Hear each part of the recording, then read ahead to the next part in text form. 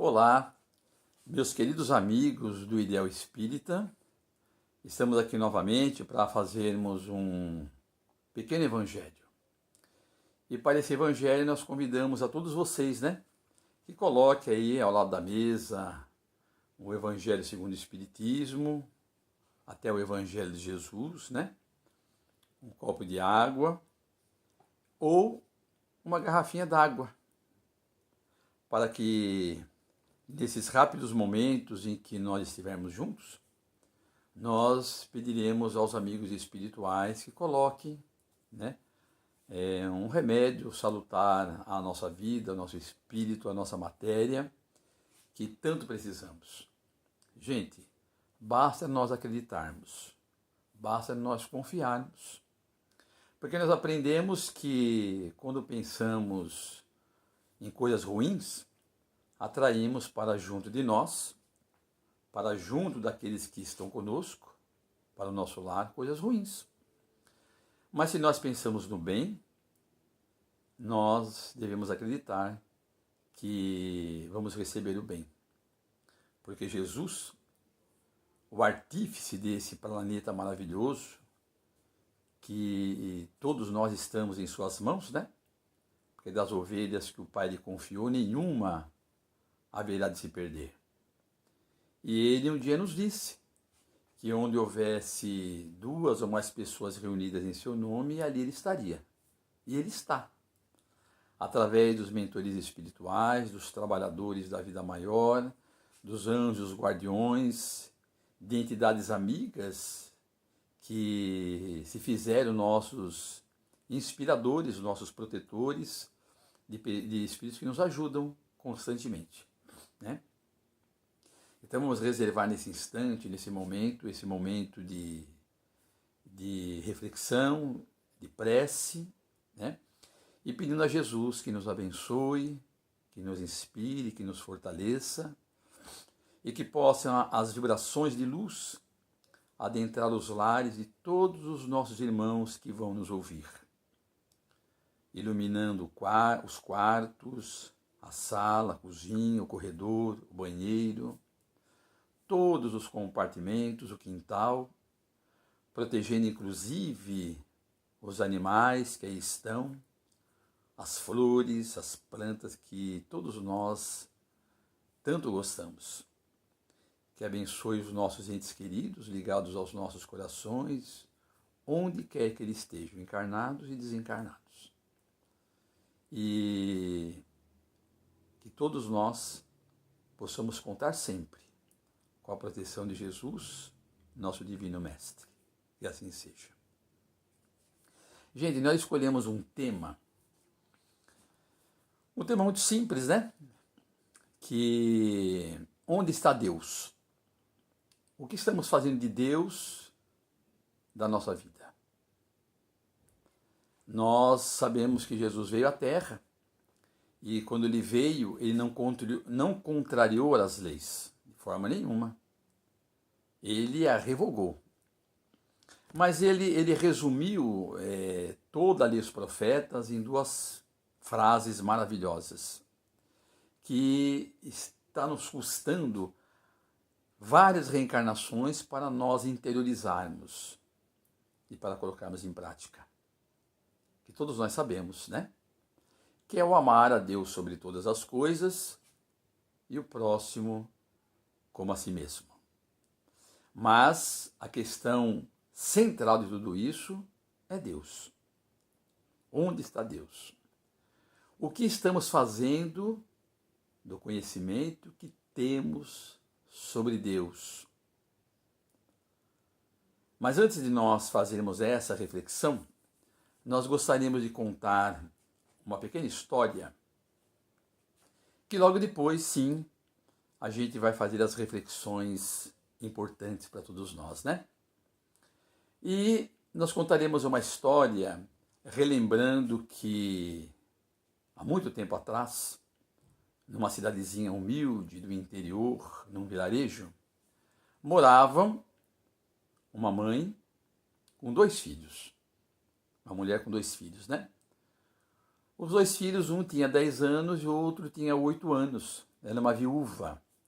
Ela lutava muito, se desfazia, se desdobrava, né? Quer dizer, se desdobrava para dar o melhor para os seus filhos. Trabalhava muito. E, pela manhã, acordava, os dois iam para a escola, ela os deixava na escola e ia trabalhar. E dizia para eles, no retorno, já tem lá o almoço, vocês se alimentam, estudem e vê se não aprontem. Não, mamãe, de forma nenhuma. E ela ia trabalhar. As crianças, quando chegavam da escola, claro, né, se alimentavam, colocavam as roupas para brincar na rua e brincavam na rua. E aprontavam muito. As crianças naquela época aprontavam muito, hoje já não, graças a Deus. Mas aquelas duas crianças era o terror daquele bairro. Muitas das coisas que quebravam eram elas. Subiam em telhas, entortava antenas com os pipas. Quando acontecia brigas, eram os dois, né? Então eles enfrentavam todos. Quando tinha jogo de bola, competição de bolinhas, e algumas coisas que sumia, que desapareceram eles. Quando a mãe voltava do serviço, sempre uma vizinha ou outra lhe chamava e dizia, olha, tá difícil, viu? Os filhos da senhora é insuportável. À tarde, todas as tardes, eles aprontam muito. Eles brigam. Algumas coisas que somem são eles. Eu gostaria que a senhora conversasse com eles, para que eles tivessem um melhor comportamento na sua ausência, né? E ela então adentrava a casa e conversava com os dois, chamava a atenção dos dois, aconselhava os dois. Porque essa é a tarefa dos pais, né? E ali era a tarefa da mãe, que era mãe e pai ao mesmo tempo. Os dias foram se sucedendo, foram passando, as coisas foram se tornando intolerável, né?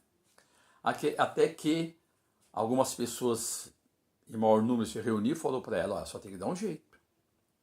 Não temos condições, é muito problema. E como eles eram católicos, a mãe era católica, né? E todos os domingos ia na igreja, ela resolveu de falar com o padre. Expôs ao padre o problema pelo qual estava passando. O padre, uma pessoa muito experiente, idosa, disse para ela assim, olha, hoje é domingo, né? Não amanhã, mas na terça-feira, a senhora manda os seus dois filhos aqui. Ou seja, manda o de 8 anos às 3 horas e depois às 5 horas virá o de 10 anos. Eu vou conversar com ele, fique tranquila, eu vou orientar, né? Para que tudo volte ao normal, tá bem? Ah, ela agradeceu, ficou muito feliz. Foi embora, né? E falou que tinha conversado com o padre que na terça-feira eles fossem na igreja. Na terça-feira pela manhã, levou eles na escola, já com a orientação, né? Hoje, depois do almoço, vocês fiquem preparados, que você, de 8 anos, vai falar com o padre. Às 3 horas. E você às 5. Tá bom? Ficou acertado. Pois bem. Quando deu 3 horas da tarde, o menor de 8 anos, vivaz, falava muito, né? Questionador, entrou na igreja, achou estranho, né? Igreja enorme, ele pequenininho. Foi até o confessionário, sentou e sentiu que o padre chegou. Aí ele ficou sentado esperando que o padre fosse conversar com ele. E o padre então disse assim, meu filho, onde que está Deus? Ele pensava em tantas coisas. Ele tinha até combinado com o irmão, não, nós vamos nos defender, eu vou conversar, pode ficar tranquilo. O padre está já tranquilo. Mas o padre lhe pergunta, onde está Deus? Como ele não respondeu, o padre levantou, colocou as duas mãos assim no tablado, né, na telinha ali, e gritou e falou mais alto, meu filho, onde é que está Deus? Pela segunda vez, ele começou a tremer.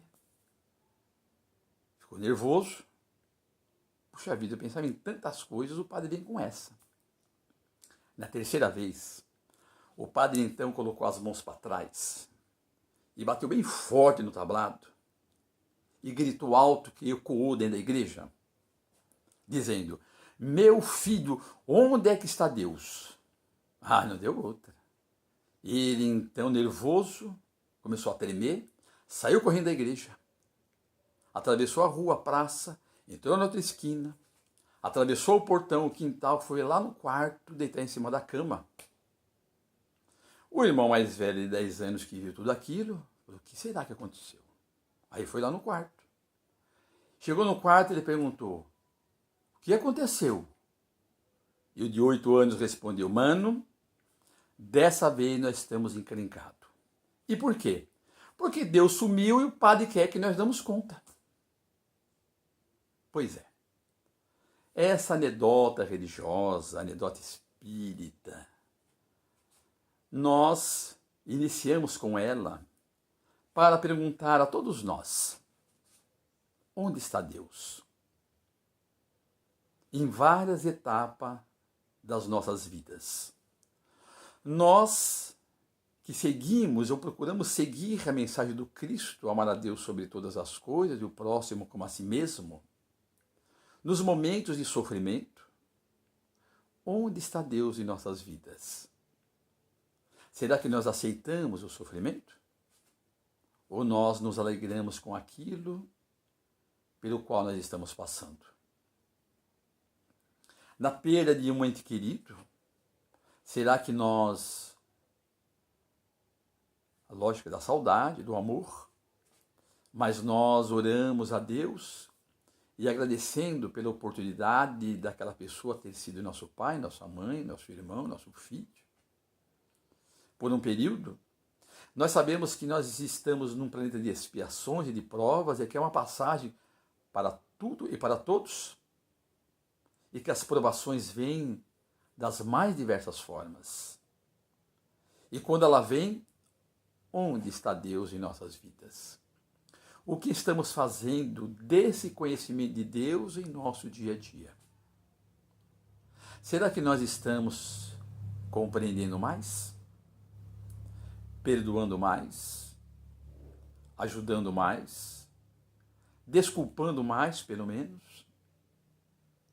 Olhando o nosso próximo como de fato deve ser? Porque se nós somos espíritas reencarnacionistas, nós compreendemos perfeitamente que nem todos estão no mesmo nível, no mesmo patamar. E aí nós muitas vezes dizemos: mas por que ele não entende? Não entende. Vai precisar ainda de outras tantas reencarnações para entender.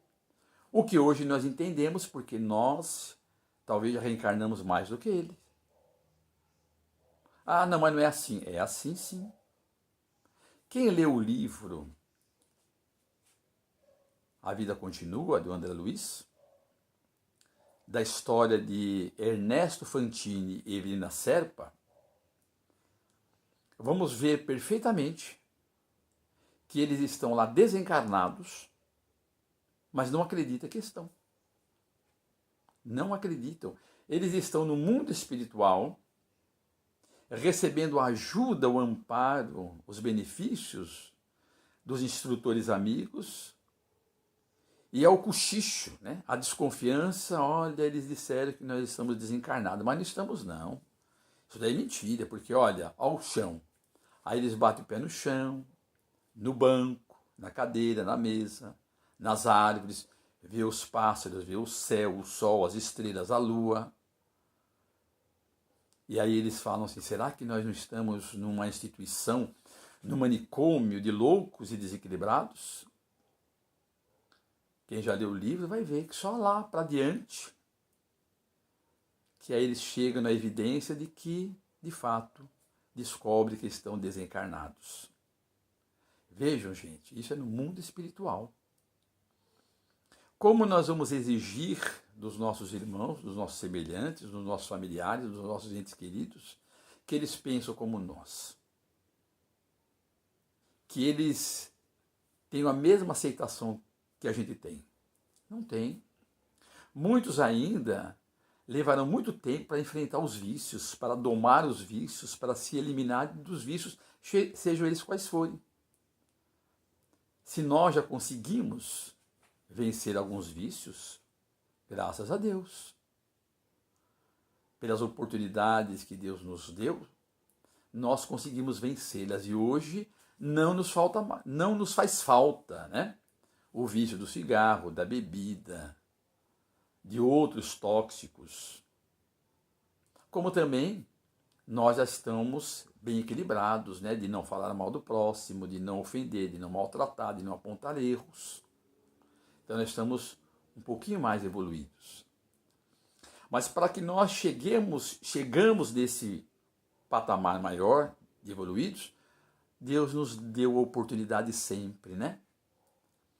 Porque nós não acreditamos no inferno. Nós acreditamos nas inúmeras oportunidades que Deus nos deu e que Deus nos dá, para que quando nós não progredimos numa vida, vamos progredir na outra. Da mesma forma que acontece com o aluno que naquele ano não correspondeu às lições dadas pelos mestres, não teve um bom aproveitamento, repetiu, e aí não vai desanimar, porque fará no ano seguinte aquele ano perdido.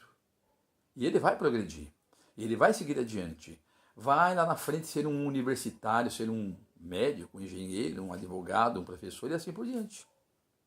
Então, se as leis dos homens que são falíveis sabem muito bem dar as oportunidades àqueles que delinquiu, que não soube aproveitar, quanto mais Deus, na sua infinita justiça, na sua infinita misericórdia, porque Ele sabe perfeitamente das nossas dúvidas, das nossas incertezas, das nossas fraquezas.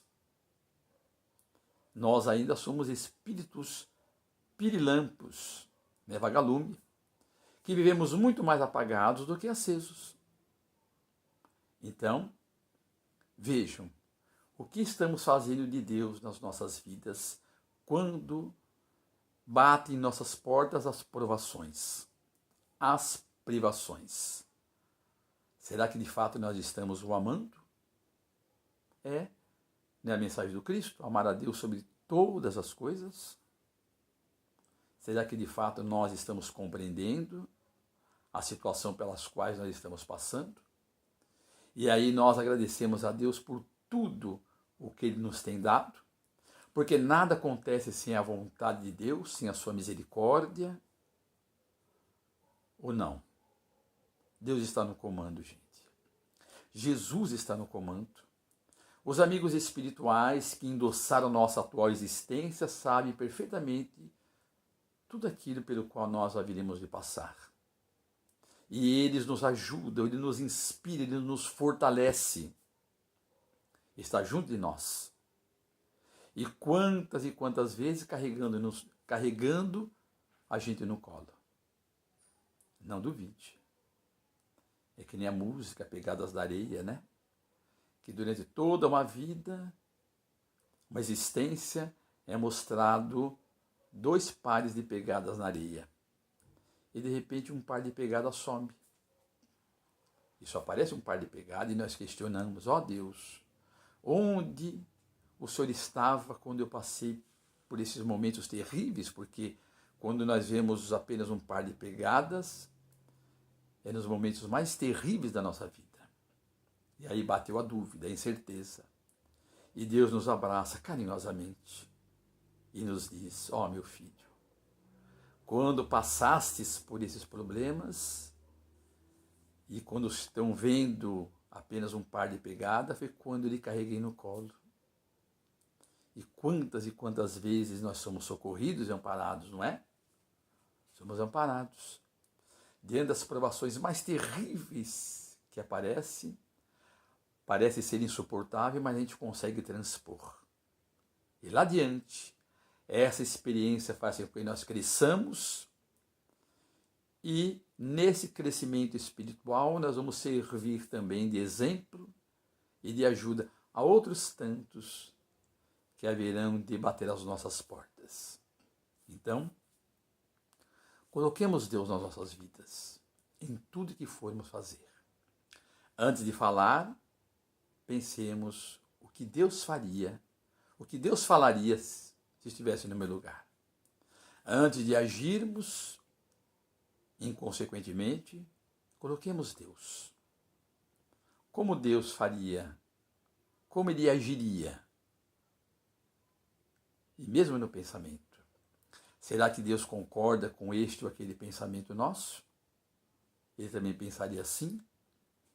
Nós estamos no halo de Deus, como peixe na água.